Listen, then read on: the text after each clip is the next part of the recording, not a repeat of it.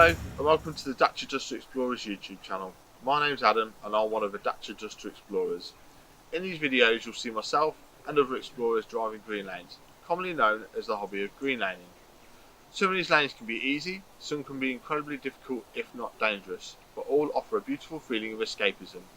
If you have any doubt about the green lane you're driving, get out and walk the lane first, making a mental note of places to turn around a period and thinking about strategies to overcome difficult sections, because reversing after a failed attempt to get along the lane can be incredibly difficult and very risky. We abide by the Green Lane Association Glass Code of Conduct for driving these lanes and respect all others using the lanes, including horse riders and walkers, as we all have a part to play in keeping these routes open for everyone.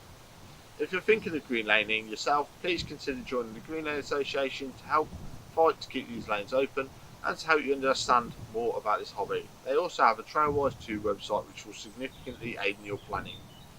Please don't forget to like and subscribe to the YouTube channel to get updates on new videos and check out our previous massive video collection. For more information head to the website www.daciadusterexplorers.co.uk, and finally, thanks for watching, stay safe and enjoy your trips.